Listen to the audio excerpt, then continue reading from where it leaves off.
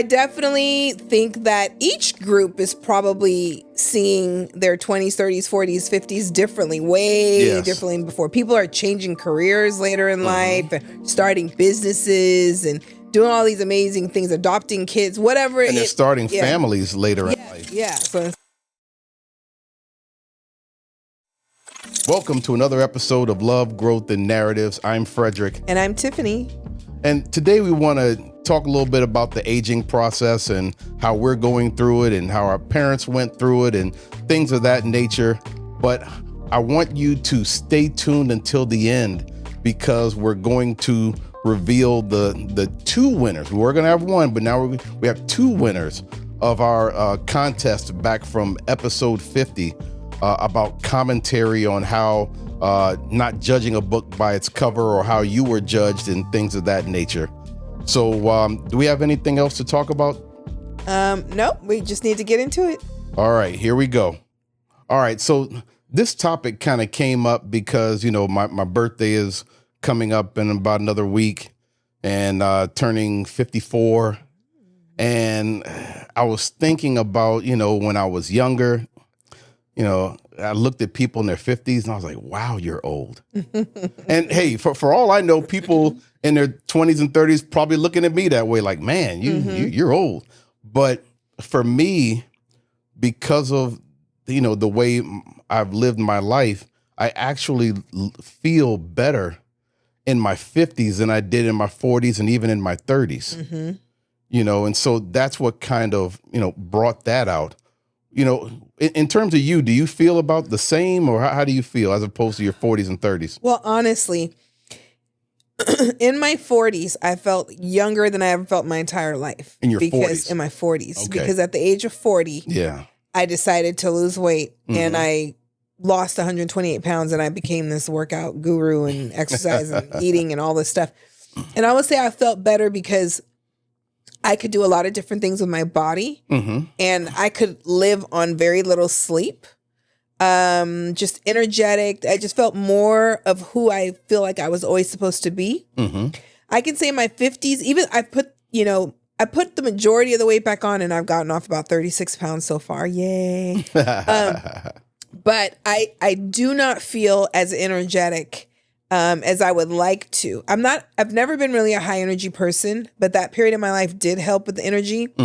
I think menopause is kicking my butt. So that's one thing that in one way I don't feel younger because I'm exhausted. There's joint pain, memory fog. Like, oh my gosh, like it's just been something else, you know? But in other ways, I do feel younger in that, or I feel better in my 50s in that I don't like care as much about what other people say or think. Yeah. Right? Like, so when I had the weight on before I lost that weight in my 40s, like all I thought about was how I look and how other people saw me and da-da-da-da. Now I'm like, whatever. Yeah. Like I'm just being myself, doing the best that I can with what I got. I mean, I know that I need to lose weight, but I'm not sitting there hating my body. I think I appreciate my body and just life more as you get older. As I've gotten older, I appreciate those things more. And I think what matters to me now is very different. Where before it was just maybe a lot of caring about things, purchasing things, having items, drama, you know, that kind of stuff. And now that I'm older, I'm like, no, I want experiences and want to stay as far away from drama as I possibly can. And another thing is, you know, finding love in my 50s, right? Like, I'm glad that it happened now. I think I'm more mature and ready for it and just be a better partner. Yeah. Probably if I was younger and found someone, I'd probably be divorced by now. I don't know. You know what I mean? I mean, it also helps the partner that I have, but I am definitely, I could see that I'm a different person than I was in many of my previous relationships. Yeah. So in that, there's like a sense of peace in the 50s, like, you know, I'm a grown A woman, as they say. And I like it. I mean, I do like it. Now, just battling the other things with menopause and stuff, and I can't take hormones because I take blood thinners and you can't, you know, do those things. But it still is just, it's a nice place to be when you're not so worried about every little thing. The worries are completely different than they were before. So just flash back to, your 30s or your early 40s. Mm-hmm. Did you think that you would feel like this in your 50s? I mean, if I would probably say my 20s and 30s as opposed to my 30s and 40s, because my 40s were pretty good. I didn't know what I would, I had, the blueprint was my mom and my grandmother who had, have more ailments at a younger age than probably the average person. And I have a couple of them. But I did think that the 50s were old. I did see it that way, as being very old. Like and it is this, you are going into the second part of your life, but I would not have imagined I'd be still doing as many things what I do in my 50s, honestly. Yeah. I've never been a super adventurous person, but I will still do some things that I probably wouldn't have done when I was younger, just because of being self-conscious or hyper cautious. I'm still a cautious person, but I definitely think that I'm willing to put myself in way more social situations, take on things, not see everything as such a difficult, ladder to climb. Right. I think because I know I've seen how much I can do and what I've done over the course of my life. And so I feel more confident when it comes time to doing something new or different in my 50s. And it's a peaceful place to be, to feel also financially comfortable. That is like amazing. And I'm not saying that automatically comes with being in your 50s, but that has been very comforting. Yeah. And just not having to like grind all the time to try to make sure that I'm okay. Because in my 20s, I spent a lot of time in school. Like I was going full time. Plus I had 3 part-time jobs. Like life was like crazy during that time, and I was doing that because I was hoping that later on, you would have had a hard time doing that now. Oh my goodness. The thought of going back to school, like when someone's like, oh, go get your whatever. I'm like, oh no. I mean, I still might do it just because I want to teach TK, but no. Yeah. Yeah. I think for me, because I didn't take care of myself in my, I mean, when I got out of the Army and I was still in my mid 20s, I didn't take care of myself. I picked up weight quickly. I wasn't as active. I worked like crazy. I was especially in my 20s, I was a workaholic, and even in my 30s as well. And I wasn't sleeping. You also had kids, right? I had kids. I had a very long commute, especially when I started. I was living in Maryland and working in Northern Virginia back in the 90s, and the commute just killed me. Getting up at 3:30 in the morning to get on the DC Beltway and sit in traffic for 2 hours. And so, I would come home from work and I would just fall apart because, after working a whole day and not getting any sleep and being tired, and I was probably way over caffeinated, so I was a mess. And I blew up in weight, twice I hit the 280 mark. Interestingly, when both of my sons was born, I hit the 280 mark, and it was just like, I wasn't taking care of myself like at all, and so I don't feel like I really figured out how to take care of myself until I moved to California. And, and that was just 6.5 years ago, and so I was still, at the time I was in my, late 40s, but yeah, I didn't know how to take care of myself. Right. And so I was a mess. And so now, about to be 54, I feel better than I did at 44 or even 34. I feel reborn now. That's right. But a lot of that is because I didn't do the right thing when I was younger. Didn't take care of myself when I was younger. But another thing that you kind of discussed, getting better at deconflicting my schedules and stuff. now when there's too many things, I just kind of go down the list and be like, yeah, that's not going to get done. Great. Yeah. Yeah, well, this is not going to get done. Yeah. Whereas before, I would kill myself to get everything done, and maybe none of it was done as well as it could be because I was so busy trying to get it all done. Whereas now it's about prioritizing. Right. Okay, this I'm going to do. It's just not going to make the list for today. It's just not. And not only saying that, but being okay with it. Right. Emotionally being okay with, that's just not going to happen. Right. Right. I agree with you. Like going back to you saying that you didn't take care of yourself in 20 and 30s, and it sounds like you meant mostly physically. Yeah. When I think about it. Or mentally either. Yeah. I feel like in other ways, I really didn't. Like I would work really late, like till 9, 10 o'clock. And I'm a teacher. So I'd stay on campus that late. And then over the weekends, I'd spend all my time teaching was who I was. And it still is a little bit, but I'm not anywhere near, even since we met, I'm not even near where I used to be. That's true. And that is kind of refreshing. Like I'm still a teacher. You feel a little guilt over that though? What I feel is that there are things, in order for me to accomplish all the things that I want to do each day, I do need to do stuff outside of the workday. Yeah. But at the same time, I'm tired of doing that. And I realized how it was easier before because when I came home, there was no one here. And I didn't have any other obligations, really. My mom was younger. And so I didn't have, a lot of things I had to think about. But now I do. And so I'll still do some things, but I pick and choose, prioritize what I will do and what I won't. And I realize the job of a teacher, you're never done. Like there's always something you could be doing.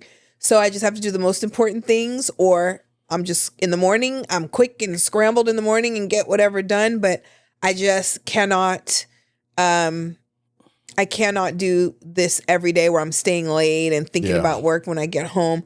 And it does make me be a little bit more organized because I'm like, okay, on this day, I'll stay a little later, get some stuff done, and then let it go. Or I map it out like, okay, I'll do this much on this day and this much on that day, and just breaking it up into little pieces just to give myself some sanity. Like literally give my brain a break. Right. And you're prioritizing that. I don't know if our parents' generation, the baby boomers, did anything in terms of prioritizing self-care and things of that. I mean, they were just kind of like, hey, get over it. You got stuff to do. Yeah.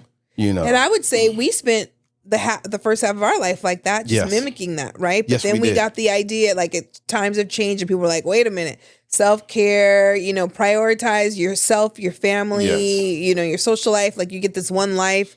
You hear and read about these people who are on their deathbeds and the things that they regretted, which was not spending more time with their friends and family. Yes. Right. And then my shifts have changed. Like the things that give me joy is not like spending a ton of money on items, but more like experiences. And so if I want to have those experiences, then I can't be working until 10 o'clock at night.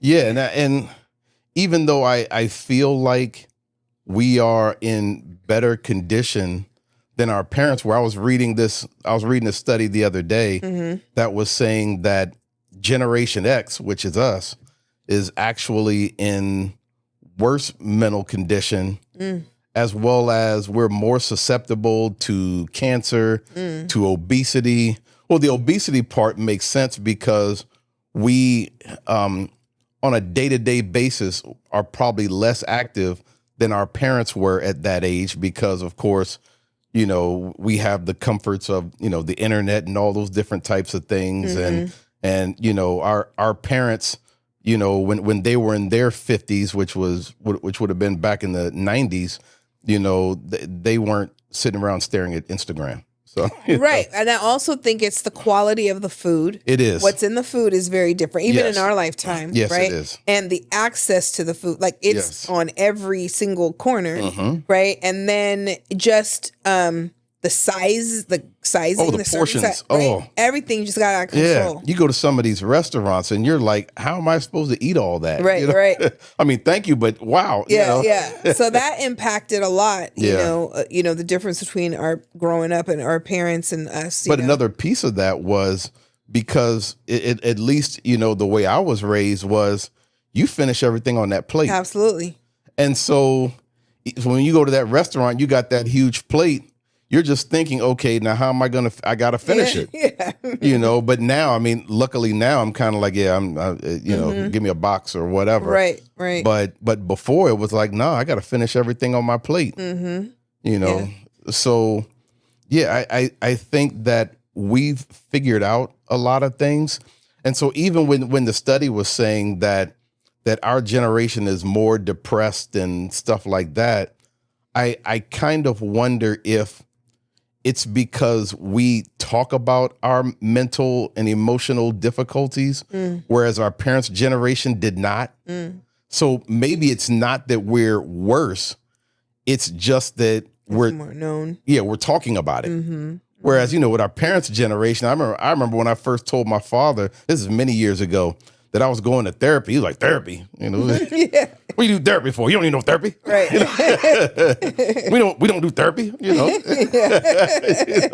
and so it's so I think a lot of it is they stacked a lot of stress emotionally, and I think a lot of it they wear right now because of the fact that they didn't seek therapy or seek self-care and things of that nature. Whereas with us, like you said, we started off the same way they did because we were emulating our parents. Right. It's get over it and get through it. But then it's like, why? Right. Why? And then you start to realize that the better shape that you're in, actually, the more you can get done. Right. Instead of just trudging through everything. And, you look at our parents, a lot of it, they still just kind of get over it and get it done. Yeah, absolutely. And they're, I would say probably a highly medicated group. Yes. I think we are like, okay, what can we eat? What vegetable can I chew on? And all this other stuff to try to avoid that. What can we do to change our lifestyle? And I think also, in the Black or African American community, we have broken down some really tough ideas around therapy and around health and taking care of ourselves. We saw like the outdoors, a lot of like, oh, that's not for us. What are they doing outside? Yeah, hiking. Hiking. Yeah, exactly. And and I think now we realize like, outside is for everybody. You know what I mean? And it always was, but we had our little ideas about things and different reasons why we didn't. And now we realize that stuff's really important to get that fresh air, to get that vitamin D, to clear your head, go walk and look at the ocean and all these different things, Absolutely. So self-care is just, it's huge. And it became like a movement too. Yes. Right. Hashtag self-care. But then you have to wonder, so you go from the baby boomers who were against self-care because of the way they were raised, and us starting to really understand the value of self-care. What about the generations after us? Have they swung the pendulum in the opposite direction? Yeah, they're going to self-care. Like, I ain't doing nothing. I'm chilling all day, every day. I'm not doing that. I'm not doing that. I'm not doing that. Yeah. Went a little far. Going into a job is like, you want me to do what? Yeah. No, I'm not doing that. Yes, exactly. My therapist said I didn't have to do that, So we have to be careful with all that stuff. But yeah, I definitely think that each group is probably seeing their 20s, 30s, 40s, 50s differently, way differently than before. People are changing careers later in life, and starting businesses and doing all these amazing things, adopting kids, whatever. And they're starting families later in life. Yeah. So I'm saying, yes. You don't even have during our, when we were growing up in the 70s and 80s, especially in the 80s, there was that epidemic of teenage pregnancy. You don't see a lot of that right now. You really don't. And in fact, you don't see a whole lot of kids in relationships right now. Yeah, that's true. Other than what's online. Right. Right. Yeah. And so, I hopefully they will find a way to figure it out just like we did, because remember, we were really a lost generation. Generation X, I still remember the TV shows of, they're useless, they're all strung out on drugs, and they're killing each other, and and some of us made it through. Right. Yeah. Yeah. And I do feel pretty strong at this age when I look at some of the young people, specifically our son Joseph, right? Like some of the things that, he may struggle with physically, we're like, what? That's so easy. You know what I mean? Like, so it's interesting to see yourself at 50, like stronger than a teenager. You know what I mean? Well, nowadays that may not be saying much. Yeah. Yeah. Yes. I mean, it's crazy what, what this aging process is doing. But I tell you, I think about it all the time that in my 50s, this is the best that I can remember feeling. It just is. But it's not just getting into my 50s. Some of it was moving out to the West Coast and getting out of the rat race of government work and all the kind of craziness that was going on. It did help me to kind of put things into perspective. But I also think about, the science that's out right now, and a lot of people, they poo-poo the internet and all the technology. But I tell you, when Isaiah was born, who's 27 now, born as premature as he was and not being able to breathe and all of this kind of stuff, and just realizing that had he been born just a few years prior, he probably would not have made it. Just the knowledge that goes around and being able to move information around. Now you can go to a new doctor and you can, you can see the doctor can see stuff that other doctors have done. And now when you go to your pharmacy, for a new prescription, something comes up on the screen of conflicts with other drugs and stuff like that. That stuff didn't happen. That stuff didn't happen. And so, yes, we can put down some of the stuff that's happened with technology and how it's made us less social in terms of in person and stuff like that. But man, from a medical perspective, I think it is done wonders for us. Yeah, I agree. And that's what's going to help us live so much longer. And what's one of the things that's going to help us live so much longer. So we do have to be grateful for those advantages that have happened. Absolutely. Yeah. And our parents didn't have that, Yeah.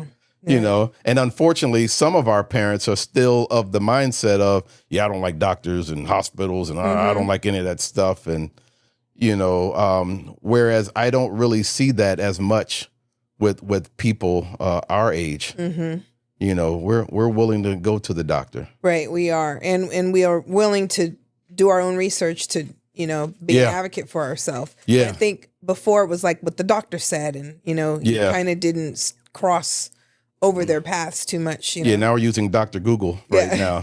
Yeah. And then we're arguing with the doctor, Right. I mean, I've had doctors sit there and Google things that I've asked. Oh, yeah. Yeah. And so it's when I was in my 30s, I do remember thinking about turning 50, and I was scared because I'm thinking 50, man, that's got to be near the end, and thinking about people in their 50s. But now that I'm here, I feel great. Yeah, I do. But I can't help but to wonder what right now someone in their 20s and 30s would look at me and say, like, no, man, you're old. No, sorry, you're old. I mean, maybe that's it. Right. Yeah. But this has been a wonderful ride, this aging, and I don't have a fear of getting older. I'm actually enjoying it. Right. I feel like for me, it's less about how I look. I'm not saying I don't care at all. Like, I don't care for the gray hair. It's not that I don't like gray hair. I think it looks fabulous on a lot of people and looks great on you. But for me, I don't like that it just stays right in this area and it just doesn't seem to, Move back. Plus my hair's getting so fine as I age, but I'm less on how I look and more about how I feel. Yes. So if I feel good, I'm like, I'm good, you know? So I want to be rested. I want to be clear-minded. I want to be efficient.